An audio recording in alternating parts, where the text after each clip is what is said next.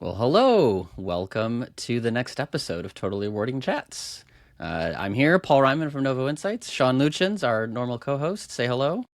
Hello. I see. Look at me. I'm following directions, Paul. This is the first time I'm not leaving. Anything else? You just tell me when to speak. Do that in my life. I have two small children and a wife, and I'm normally the one waiting to speak. So I'm glad I'm glad to be in charge here. And we are super stoked to be joined today by Tammi Markovich. Say hi, Tammi. Hi, Tammi.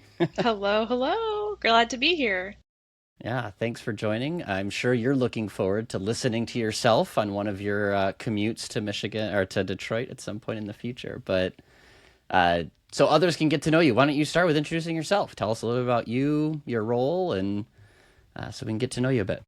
Absolutely. So, Tammi Markovich, and I have been in the HR space now for about 20 years, and most of that in the compensation world. As you can imagine, that wasn't really what I started off in college. I don't think Nobody, anybody says, nobody. no, nobody says in college, hey, I'm going to go be a comp expert. But that's just kind of how life took me where I am today. I actually started off in accounting and finance.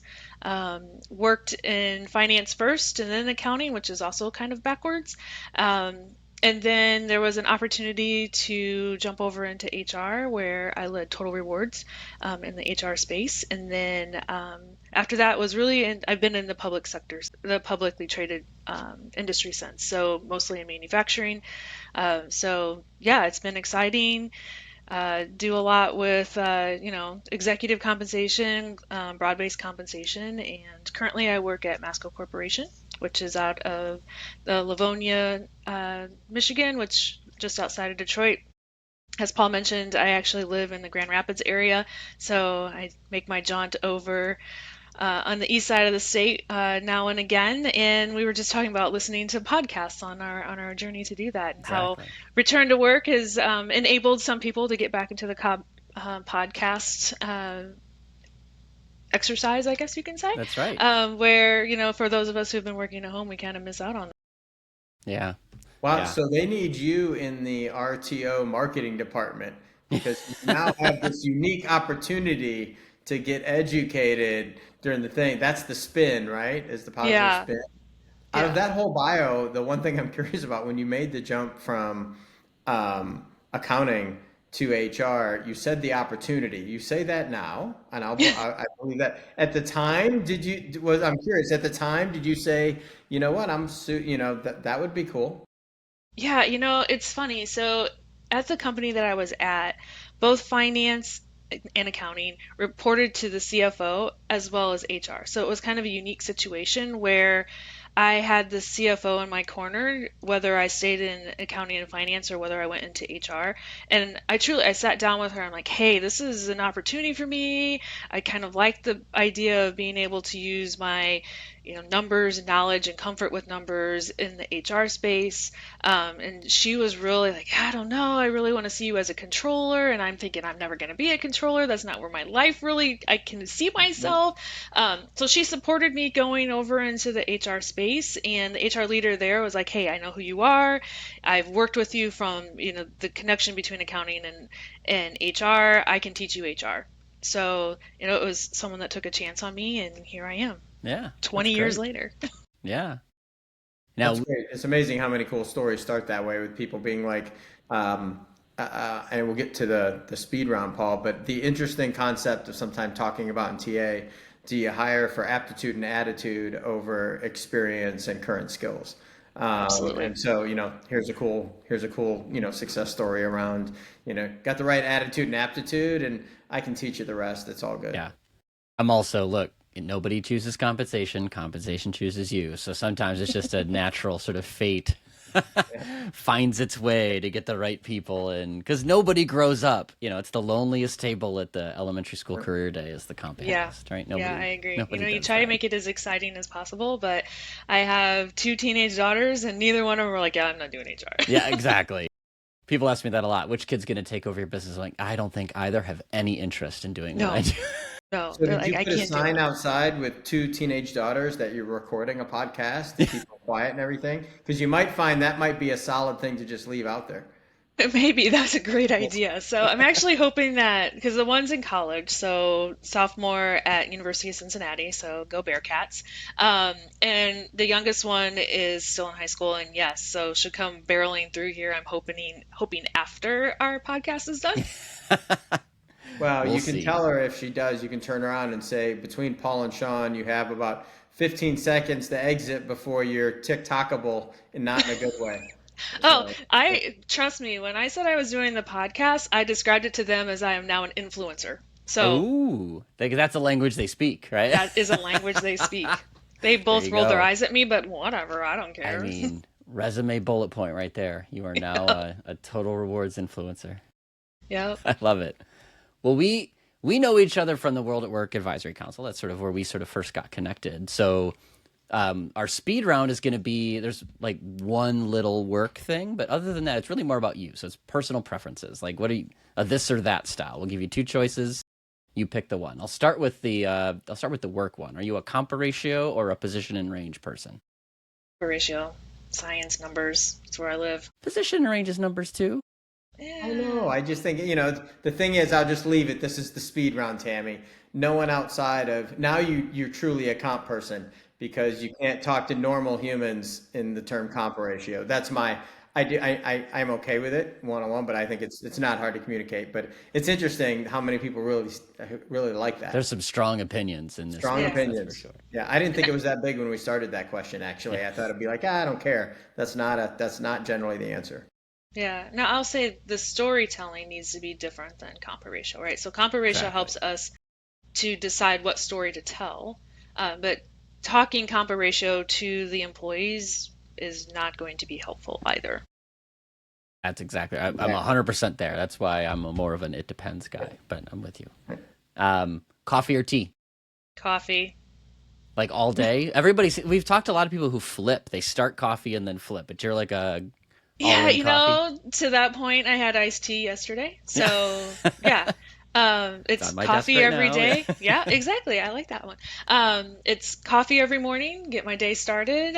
Iced coffee in the afternoon if I need an extra treat. And then, hot tea in the winter when it's really cold. Um, So you're a especially like the beverage free cinnamon one. agent, basically. I Just am a be beverage honest. free agent. You're Yeah. right. You're Okay. right. Coffee consistent, tea when I feel like it. Yeah, Okay. that's good.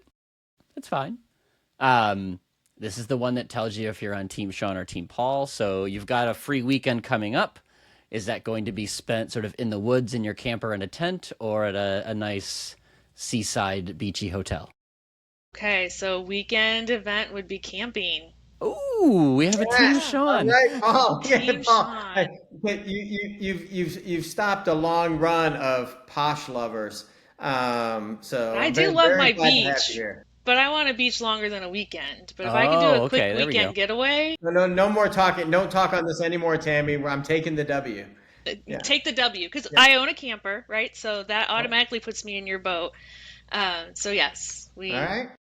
we love going camping. We live in Michigan, right? So there's so much beautiful I area to go camping in. I actually made that comment to my brother-in-law this weekend. I was talking about my week. I'm like, I'm actually doing an interview with somebody on this podcast from Michigan. I'm like, if there's anybody who's going to break the string of posh stays, it's going to be a Michigander, right? Because there's just Yep, so much good outdoors to it's a explore. beautiful, beautiful place. Yep, Yeah, makes perfect sense. All right, well, I'll get over that. Um, Crunchy or creamy peanut butter? creamy. Can't do the crunchy. All right, that's fine. And then the special one for you, because it's going to parlay into our discussion, are you a night owl or a morning person? Night owl. Mornings are not meant to be. I mean, Oh, you want there to be a morning, right? I If you want don't there to have a be a morning, morning, but I want it to be without an alarm clock and when I feel like the morning should start. yeah, yeah. As my son, I have a son who's a night owl, and he said, because I'm a very early riser, he goes, I like you to be up to confirm dawn happened. I just don't want to see it. Yes. Yeah, yeah. Yes, sunrise, sunset, absolute sunset. I don't necessarily need to ever see a sunrise. mm, definitely a morning person here. And just this morning, my wife told me, she's like, you are way too much before 9 in the morning. Like, all Yeah, right. I have mine's midday. similar conversations with my husband of like, I can't talk to you yet. I have not even had a sip of coffee. Yeah, I believe I was making up songs related to my kids' snack choices before my wife was ready to process that information. Like that was a bit much at 7. Like, all Yeah, I right, can sorry. empathize with her. All right. Well, now we're warmed up. Now we know a little bit more about Tammy. So Masco and in your prior roles as well are global organizations, right? They're big places. So we wanted to dive in a little bit about sort of the uniqueness of working globally. So many of our listeners also work in global companies, or maybe they don't, and they've thought about, what's the right way to do this. So the first thing I guess I wanted to open with is, what's your favorite part about working in these bigger global companies? Like, what are those things that you just love about the fact that your role has this global influence and scope? I learn every day, right? There's so much that's different from the United States, and not just culturally, but just practices, pay practices, how they approach benefits. Mm-hmm. And it just makes you realize that we live in such a little bubble when we think just United States, and really having to be purposeful with that lens of thinking globally. And when you put together materials, like you have to think about, okay, well, how does that impact whatever country, and usually multiple countries? And do we have to think about translations in different languages, and how many languages, and what makes sense for the company? And you just always have to remind yourself when you're thinking, like even scheduling a meeting. Right? Mm-hmm. Okay, so what's the best time to schedule a meeting that I can get most of the world in their waking hours? Yeah. I think it's really interesting. I think when you're in a global role, and mostly I've worked at global software companies, is most people have a U.S. centric view, but you realize the U.S. is actually more an anomaly than the norm compared to everybody else in the world. And so your opportunity for learning, if we're going to spin it to the silver lining, I think is huge because they're different and they're just as complex, but in different ways. And so you really get, how do you put that together? So I think it is cool to hear you say that. And of course, then an American company doing it global versus a global company coming to the U.S. is two different things. Mm. Yeah, yeah, absolutely. Yeah. Yeah, it's again, like you have to think about the people that you're going to be influencing. There's always quirks that I don't even think about. Like, you try and pay attention to the work councils, and you try and pay attention to how India does their pay calculation, right? And then you have Mexico that all of a sudden put a spin on another requirement that you have to think about for, right? And it's like, holy cow, I can't, how do I keep up with everything? So, yeah, I love that part about my job. It's always learning, it's always interacting with people with different cultures. So I feel like I have an opportunity to just be a better person by all the education that I get.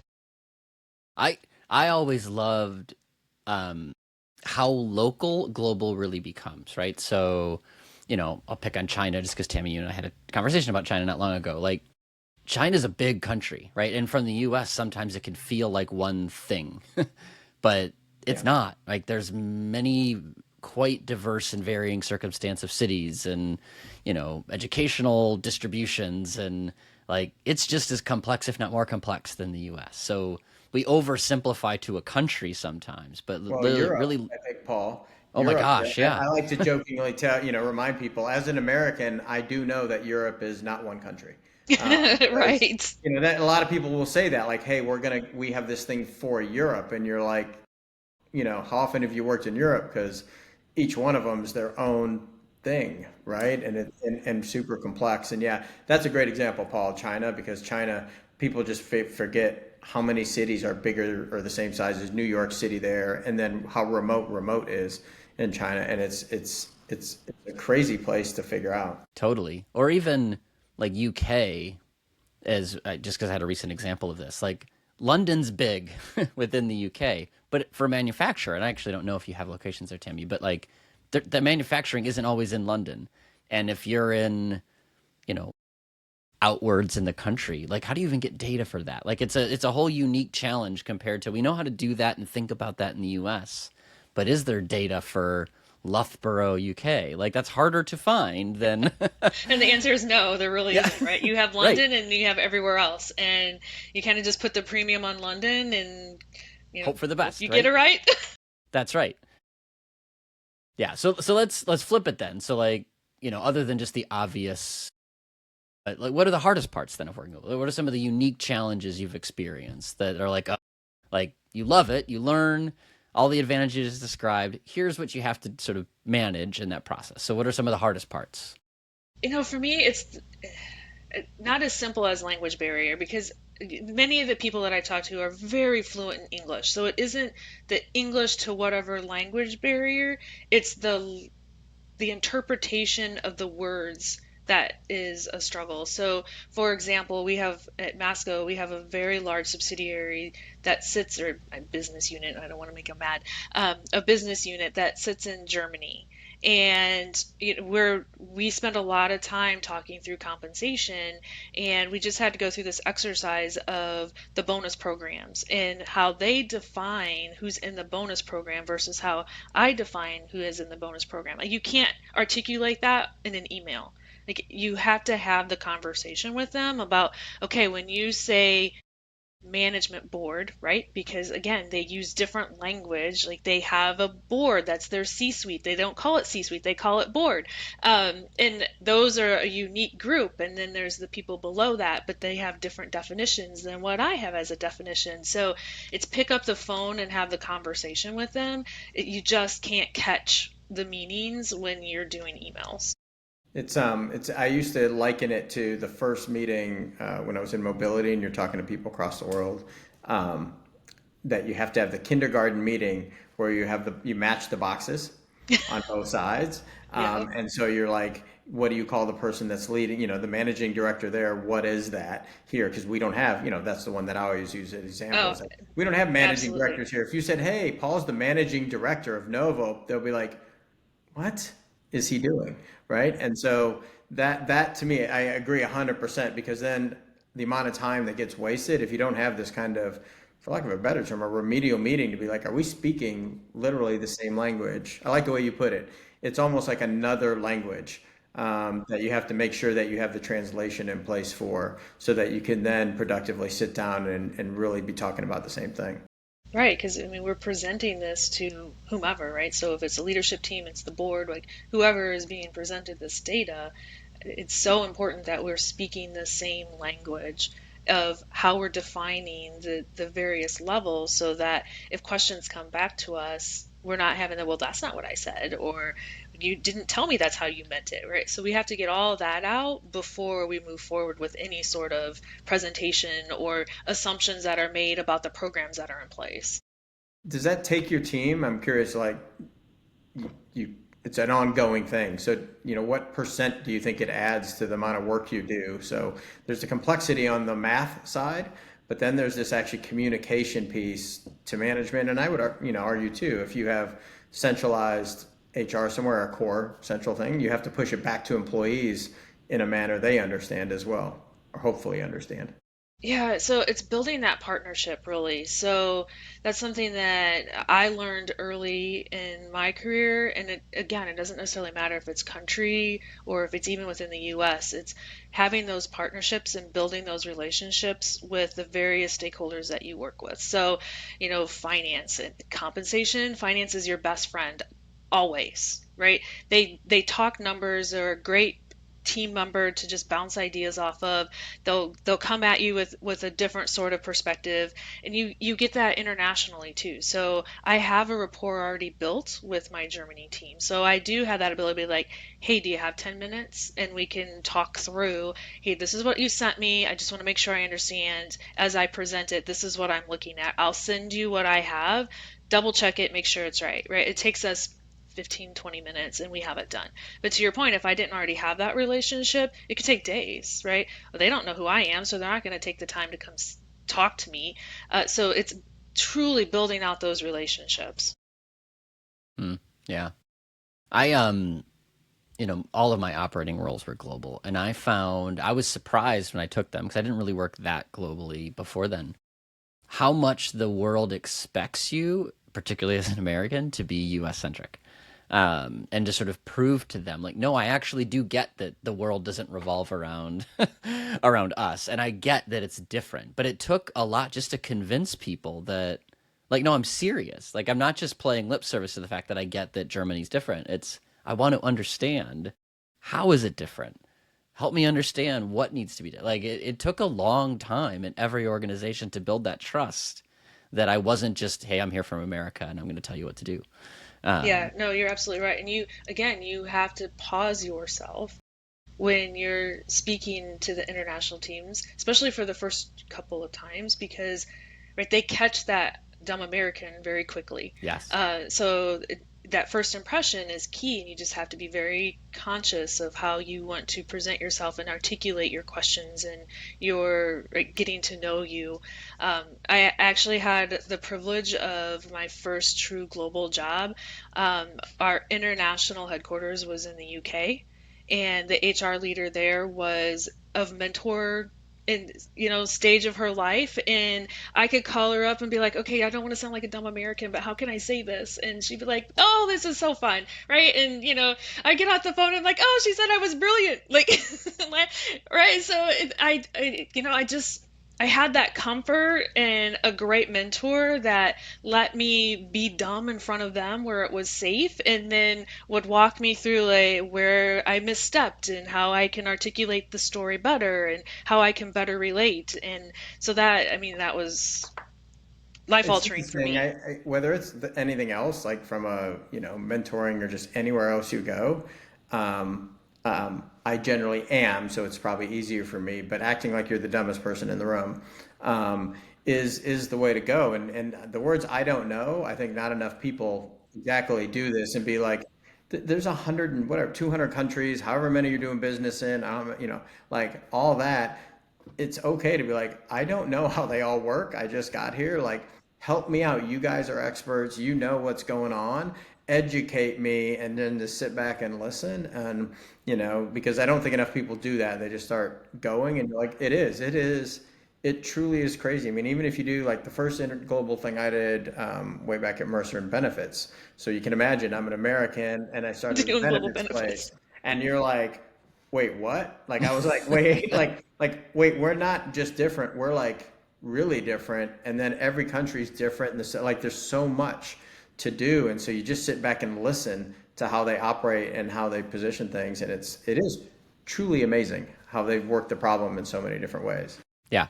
That's what I was managing somebody who was about to do their first global trip back when I was a big firm consultant, and they were convinced that the strategy was they needed to learn how to say hello in the local language. I'm like, no, no, no, no. Like, you're barking up the wrong tree here, right? Like, you're there to learn, not to show that you know them already. Like, that's the key. And the advice I still give is, being vulnerable is actually a great strategy in most countries. There are some places where if you come in and say, I don't know, actually that's problematic, but that's not most of the countries we do business in.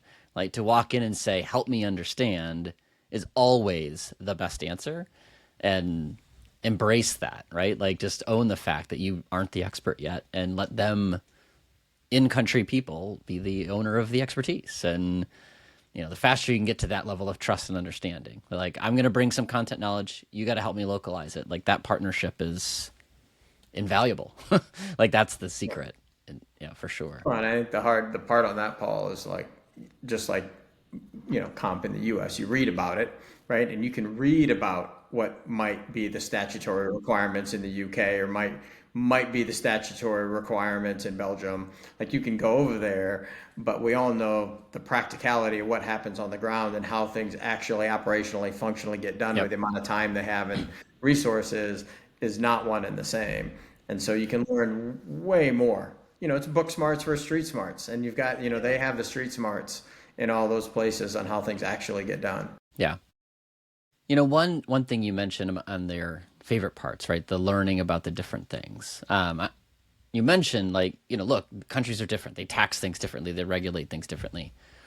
Maybe there's a sidetrack we take here on the strategic side of, and how much of that do you think is right to care about, right? I think there's good debates about, why should I care about the tax in a country, right? Like we don't make changes to our reward programs necessarily if the tax rates change. So I guess, it's one thing to learn it, but then how have you thought about applying that globally? Like, how do you collaborate to put that localized knowledge into practice? Is it something you just need to understand? Do you actually think you should be changing programs on that? I guess what's your viewpoint on how do you customize given that countries are different?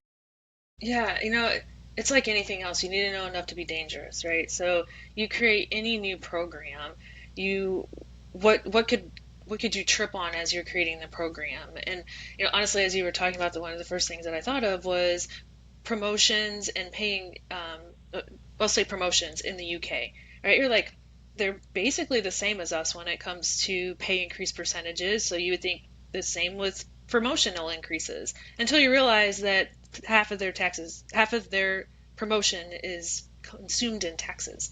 Um, right. So if you think about, oh, we're going to do a 3 to 5% increase in the UK, that's great. Well, they really only get half of that. So put that into consideration when you're thinking about how large of a promotion this really is to that person when it comes to, you know, life-changing event of this promotion. So again, the United States were like, oh, anywhere from that 10 to 20,000, like that's a big change in someone's pay. Well, if you divide that in half, like a 10,000 big change in the United States is only a 5,000 not so big change in the UK. So there's things like that you just have to be aware of. It doesn't mean that you change your program, right? 5,000 is 5,000, and obviously I'm translating that all into US dollars, right? But there's things that you just have to be aware of. And to your point, Paul, it doesn't necessarily mean you're going to change your program, but just understand the impact and bring it forward to again, like things that we have to think about when we're working with Germany is the taxation is different. So if we want to change our program, if we want to change how we do our stock program, how does that impact what we want to do from a taxation perspective? And right, so there's all these things that we have to think about that aren't necessarily um, we're not going to change how we do our program again, right? We just have to make sure that we're paying attention to the true impact of what that means to an employee. That's right. And I think some of it is you have to get to kind of fact as well. Like it's different is like a common sort of refrain I hear from a lot of people. But let's be clear about what that means, right? Like, well, equity is not as valued because the tax. Well, what about the tax, right? Is it just because the rates are high? Like, I get it, but that's a different circumstance than it's actually taxed at grant.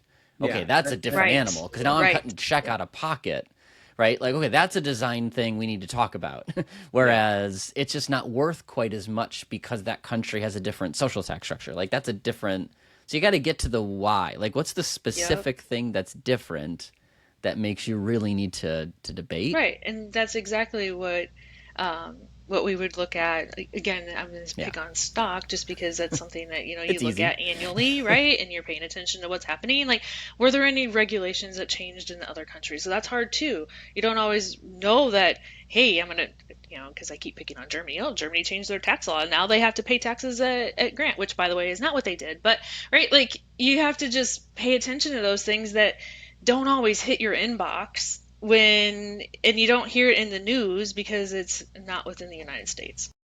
Well, that to me, that I think Belgium is right on Grant, and that was the first time we talked. I think that some if not someone will message me after this airs You'll and be corrected highlight quickly. Yeah. and be corrected quickly. But there are countries that do that, right? And so that for me is a good highlight of, do you start when you think about a global plan, do you kind of work locally up and kind of look at it and look at the different things and what they want to achieve and take the best? Or do you try to take a global look and push it down and adapt as needed? Because I'm very curious when companies, I've seen both, and I'm curious on your thoughts on that. I don't know that there's a right answer, luckily, but very curious how you all handle that so that they feel they're a part of the process and when they're a part of the process. Yeah, I think that goes back to the vulnerability of not knowing all the answers, right? So if I'm thinking about a strategic change in the organization around how compensation, whatever program. So we're designing a new program, we're revamping a program. I do set it at the corporate level and then work with the locals. Like, hey, here's what's happening. What requirements do we need for employees, right? So outside the United States, most changes require a new contract or an amendment to a contract. So you need to bring your legal team in. You need to, right, if it's something completely new, like you're going to have to bring external legal in, right? So those are the things that we have to just be aware of. If you're setting up a program, it isn't going to take a few weeks, it's going to take a few months. So you kind of start thinking about a new program, and as soon as you're completing the end of the year, and it may be that it takes you up one cycle, it may actually take you two cycles to get what you want introduced globally. Yeah. I have had some, well, just some personal experiences I've been involved in where like the strategy is all around flipping to local, right? So it's like, no, we are deliberately trying to build out our, development center in Eastern Europe, right? I'm just going to make that up as an example. Okay, now like you're better off actually building from local up because you're trying to make sure that everything you do resonates strongly in a local market, right? So, to your question, Sean, like there are times where you flip that lens a little bit and be like, no, the problem I am trying to solve is a local problem, in which case I'm going to build from the ground back towards sort of a corporate view. Whereas if it's here's how we want to think about pay for performance, or here's how we want to drive an ownership mindset, kind of by definition, that's filtering down from a broad enterprise strategy that needs to be localized. So there's a little bit of like the problem tells you kind of Yes. which Yeah. direction you How approach you it said from. it's not black and white. There might be black on one side, white at the very end, and there's 99.5% gray. And it's a matter of, to these point, your company. That's why I'm always very perplexed how it works. And I think, why I don't think it's either white or black. I don't know which one's local and which one's global, but why I don't think it happens because you get the feedback and then you have to have some consistency somewhere, or vice versa. You can't push it all the way down what you want to do exactly the way you want to do it because somewhere you just can't legally do that thing, right? So Oh yeah, and Paul, you bring up a great example. Like when you're standing up a new plant, like, you have to do that local.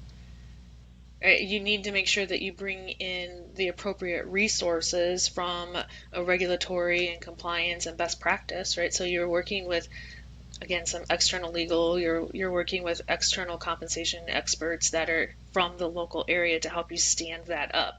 And then, once it's stood up and you have the right pay programs in place for to meet local, and you're considering, okay, are you paying for their housing? Because, in some countries, they come in from rural areas and they live in dorms or housing, and so you're paying for that, right?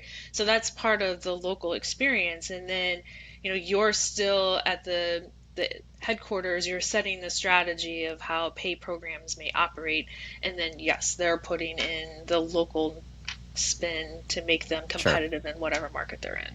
Right. Right. yeah, and they all end up, I think, with technology and data the way it is. They all start to go back and look. And a company that remained nameless had, somewhere in Australia, and they had people here, and you obviously have employees going, well, I'd like an extra month to pay. Like, how do I get on that train, right? Right, right. I'm like, that sounds great. I still work 12 months, and I get, like, that's it wasn't our choice. This is how it works, and that's where I think your jobs get really, really hard in global businesses. The communications and how you communicate that, even if it doesn't get out, becomes really difficult. Even just explain to Australian leaders and other country leaders how the math is mathing when Yeah, you're trying to yeah. compare. Yeah. Yeah, and it's always taking the time to educate your US leaders who may have international employees reporting to them, right? So the first thing they do is translate into US dollars. And they're like, there's no way we should be paying this little amount for this whiz bang engineer in whatever country that we're sitting in. And I'm like, well, locally, they actually are doing very well, and we are representing a very high pay for the expertise that they're bringing. They're just not in the United States. If they lived in the United States, you're absolutely right. This would be the dollar amount that we would pay them. But we get to pay local, and so we're going to pay local, not US dollars at the local experience. So just reminding them, and it's across the gamut, right? Like, don't think that this is just a brand new leader. It's a natural, right? You naturally translate, and you just have to help them, like, oh yeah, okay, this is right. This Just is, the simple, I mean, FX, the concept of having different exchange rate script, but the complexity it brings to, year over year comp changes, right? yeah, Because, yep. FX changes in Brazil, by 30%. You're like, so the number up or down, they're like, where's all the people? Because we're less, or why are we spending so much? We need to cut. You're like, like for like, it's here. So, and then, you just imagine it by countries. And so, that complexity too, because, everyone always talks about blue skies, rainbows, and unicorns, global job grades, leveling and matching and comparing globally. And then like just the simple what you pay them in throws a wrench into that right out of the gate. Oh yeah, absolutely. Yeah, the myth of the truly global structure, right? We had a Yeah, we've fun talked about that too. we had a fun jam on that around how, yeah, it is unicorns and rainbows. It sounds great, but the practicality of that is super difficult. And yeah, the more countries you're in, the harder or more impossible it becomes. There's no Well, doubt. even like just the concept of like buoying on, what it was from last year to last year and picking a date for currency to compare year over year. It's just crap, right? It's just extra stuff that has to happen across it, and you still have to explain it, and it's changed. And that's the part I do think global TR departments, the communication piece becomes even more critical out there. When you compare benefits, why are we paying different? Because American benefits are, amazing compared to Different. everybody else's, Yes. and how they work. Yes. And So, statutory versus best practice, right? So you can come into a country and be like, hey, we're going to statutory benefits and that's what we're going to do. And if you stop there and not necessarily know what practice is, that can be a yeah, huge miss.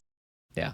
yeah. Yeah. Back to your point of, yeah, back to exactly your point of like, tell me how it actually works here, like what works here, as opposed to what I read for the statutory. Yeah, yeah. Yeah. I also find there's a lot of dogma and not a lot of data sometimes on these things. So, cars in Germany, since we're picking on the Germans, right? Like, the data doesn't actually support what I hear from a lot of people. Oh, you can't take those cars away from those Germans, right? But if you actually look at prevalence of how many companies actually provide autos, it is indeed going down. So somebody out there is taking cars away from Germans. So it's like, how do you I'm not operate? taking cars away from Yeah, Germans. no. Let's just make that announcement on this podcast. Some people, Paul, but not Some Tammy. people that aren't Tammy. Tammy's not in the Venn diagram of those people. No, but it's like, but there, yeah, companies aside, but I think you hear a lot of this, like, well, this is what the market does, and it's really hard sometimes to actually quantify that, right? Like, well, no, mathematically there are somebody out there has decided to get rid of cars in Germany. I don't know who, right? But it definitely happens. But it's separating this like belief system or these old practices from what's actually a current But practice. even if you Sometimes is a decide big that you want to question. keep it, I mean, it's such a great example, Paul, because even if you decide you want to keep it for to be competitive, right? So the numbers are going down, but that means we're an employer of choice and people want to come work with us. To go tell an American management team that we're going to get cars for everybody, and they've got the you get a car, you get a car, you get a car mode going. They're like, what is that? And then then Tammy's in the middle of that. Like, why are you giving cars to everybody in Germany, and having to explain that? Because in the US, that concept is just such a large hurdle to get over out of the gate, especially when you get down to the fact that, actually the last organization I was at, our dev team, part of it was in Berlin. So, when you go, and part was in not Berlin, right? In North America, if they're talking to each other, they're going to figure out like, hey, I don't get a car. Why does Paul get a car? We literally do the same job. We're in the same department. We're sharing this stuff. We're doing this work. And Paul, I'm going to leave and go get in the car I paid for. And Paul's going to go get in your car. Like, what's up with that? Yep. Yep. Yeah. Yeah. Anyway, we're picking on the Germans again. We Well, but should I think probably it's stop just doing all that. those benefits on like what's Yeah. prevalent.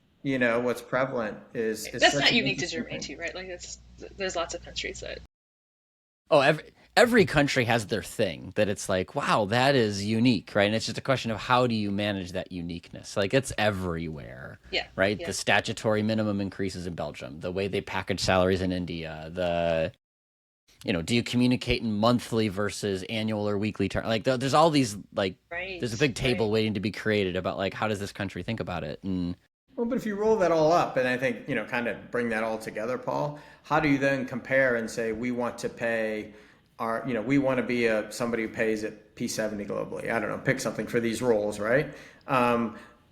that's you got to get all those different types of apples together to figure out what the cost of that bushel of apples is.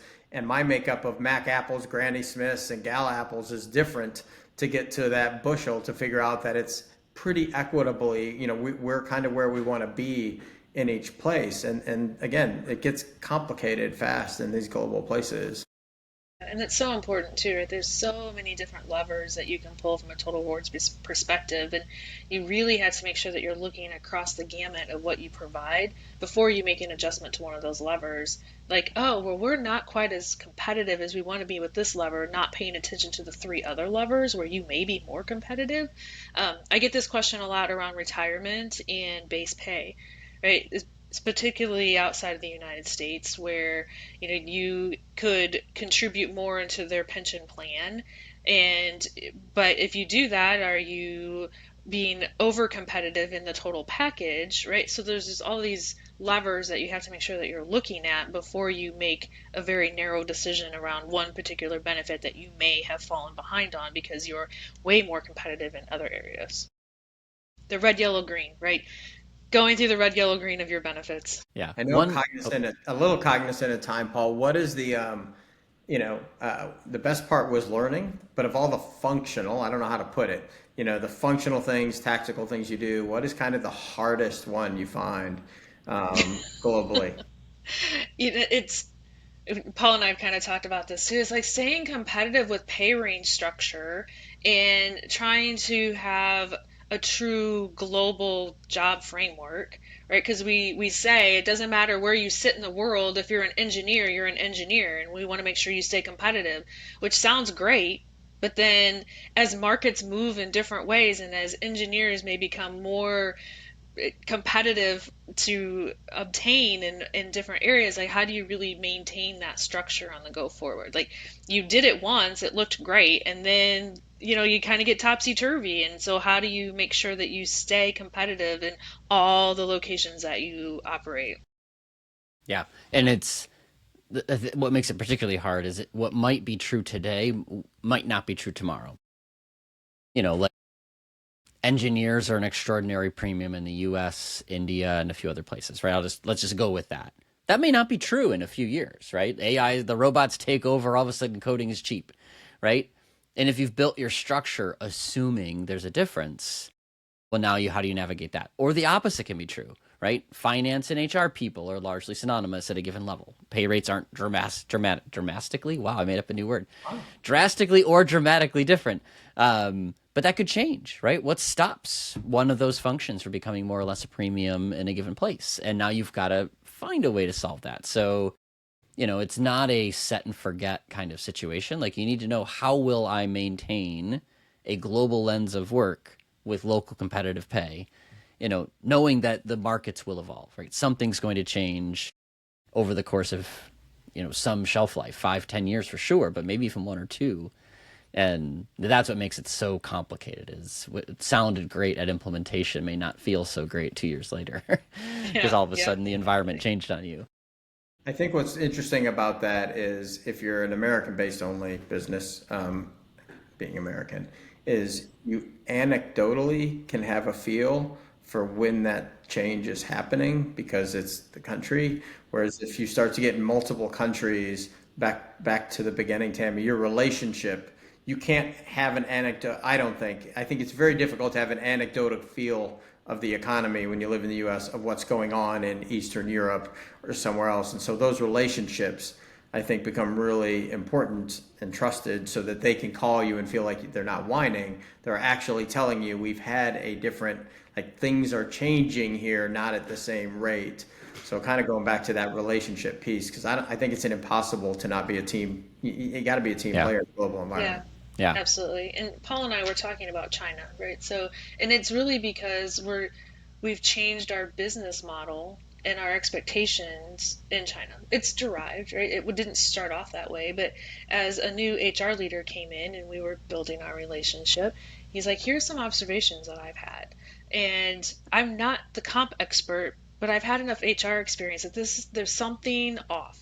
And so we're digging into it to find out what it is, and it's kind of going, cattywampus in our program or in our structure. So, like, how do we how do we meet the needs of the local business and the experiences versus what you can't capture in market data. Yeah, totally. First of all, I have to appreciate that you used that. Cattywampus. Yeah, cattywampus, and Harvard MBA is going to want to use that. That's one of those. That's not usually in buzzword bingo, but that's my type of word, Tammy, and I really dig that. I'm glad we used that. Yes, great. It definitely tells a story. It It definitely does. tel's a story. I'm gonna It's a ask. very So, good descriptor of what's happening, right? yeah, it is. People know what you're getting at when you Yeah. use a phrase like that. That's for sure. I'm going to ask one last sort of very tactical global question because I get this a lot from people who are taking on global roles. Like you mentioned, like one of the frustrations is just finding a time to work with people. So, like, what's your recipe for global collaboration? Right, you're a night owl. So does that mean you skew one way? Like, what have you learned is the right way to collaborate globally, given that there is like 1 hour a day that most of the world is awake? So, like, how have you Yeah. navigated that? So I would say that, finding a time for a large meeting, right? That's going to be a little bit different than a one-on-one. So large meetings, honestly, I try to do 11 o'clock Eastern, right? You get as close as you can with the world that, right? And you record for those that just can't get there. Yeah. Um, Yeah, the Australians don't love that, the and you Australians don't record it love and move that, on. Yeah, but I also have East Coast and West Coast in the US, right? Like there's no good time, just record it. Um, when it comes to one-on-ones, I try to actually do that in their local. So I have also learned that if you talk to them when the US isn't awake, you get more of their attention. So, like in the UK, as much as I am not a morning person, I will get up and have a 6:30 a.m. call with UK, not on video. Right? And but when it comes to China, we do most of our work at 8:30 at night Eastern time because that's actually when I have the focus time to really hear what they're saying and be able to do that collaboration. That's when I am my best to have the conversations with them. So that's how and I kind of do the same thing with the West Coast, right? So I have a lot of my like project meetings, they start at 5 o'clock Eastern, because it's less noise for them, and I don't have to worry about interruptions myself either. So that's I think Tammy's that's world I think of that's how I awesome. interact with people. no, that's great. Yeah, I think it's awesome. I do a lot of 4 or 5 in the morning with China because I catch their day. I think especially when I'm the minority of people on a call, there is, and so you're helping fight this. You will see Europeans and Asians and everything else. They will bend over backwards to have it in the American time zone, and you're like, dude, there's like four of you or eight of you, and there's just me. Like I can move. And so I think that's awesome that I think just being cognizant of each other and being humans goes a long ways. And I usually layer it out as like you're going to have a tenuous call at some point. Like that's going to happen. And so I think building that relationship so that you can actually have that call and be like, Paul and I've done a lot of work together. And then when I can call and be like, Paul can call me up and be like, Sean, that's the dumbest thing I've ever heard. And I can be like, I appreciate that, as opposed to have a knee-jerk reaction. But I think that's great, setting the times based on the group. And actually, I had not thought about it. I do it in the morning because that's my best brain. I didn't put it in those words. I think that's a great way to put it. I'm sharper there. You get me at 8 or 9 at night, like that's a good time yeah, if you want something from me, because I'd yeah, be like, whatever, I need to go. But I really Yeah, like that idea of like, when's your focus time and setting a focus yeah. time for people. The only flip yeah, I'll put to that is sometimes it's just inconvenient for somebody all the time, right? Like, shout out to my old friend Shao Kan in China, that we just agreed we're going to make it inconvenient every other time, right? It's going to be late at night for me one time. It's going to be late at night for her the next time because there really is no good time for ever to be like a permanent But I thing and just think but being candid about that. you still gain a ton of respect by the fact that you want to rotate it. Because you're right, outside the United States, they're so used to the U.S. being like, well, here's my time. yeah. That they kind of like when I first proposed that to the new HR leader in China, he was like, "Are you sure?" And I'm like, "Yes, I am sure. Like you actually get a better part of me by being at this time. So yes, let's do it." Which is And then ironic because it flies in the face of we never take vacation and think about work all the time, but we'll only work during our daytime, right? Like it's this weird, like they have these two perceptions of us that kind of are counter to each other. But I think that's great. And I do think like all these ways are really kind of a takeaway for global teams doing anything is you just, if you treat each other like humans and be understanding, I think that's great, Paul. Like, hey, just admitting this is going to suck for somebody every week, we're just going to take turns, Yeah, not having fun. it's the only way to do Yeah. it. Yeah. And the value of teams. So this is kind of my last little anecdotal for someone who has a direct report that's international, right? I had an international direct report from China, started at the company in 2020. Obviously, we never saw each other in person ever. But with Teams, like you can do Teams through your phone. So we would do a Teams meeting on the phone, and then I would flip my camera around and show her like holiday decorations or something. Like it was really invaluable when we're talking about. I was like, oh, our Christmas lights. Okay, well, Christmas lights in the U.S. are different than Christmas lights in China. So I walked around. I literally walked around our neighborhood and showed her our lights.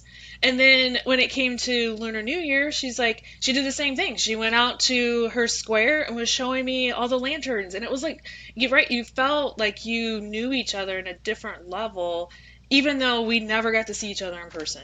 Yeah. I And think how using it. culturally cool is that? So when someone Yeah. says, well, they have Chinese New Year, Year, like that's crazy, and you're like, actually, it's the thing. Like it's amazing how cool it is, culturally to get to see that. Like that Yeah. is super cool. And using it as a learning opportunity, Yeah. right? Like, hey, let's be curious together and Yeah, walk around the exactly. neighborhood and see what happens, right? Yeah. Well, I want to be respectful of listeners' time and of your time too, Tammy. So thank you for all of the wisdom you've shared and for opening up a little bit about your career and experience. It's been super interesting and helpful. I hope you've enjoyed it as well. Yeah, it was great working with you both. So thank you so much for Yeah. inviting me. Yes, thank you. Thanks.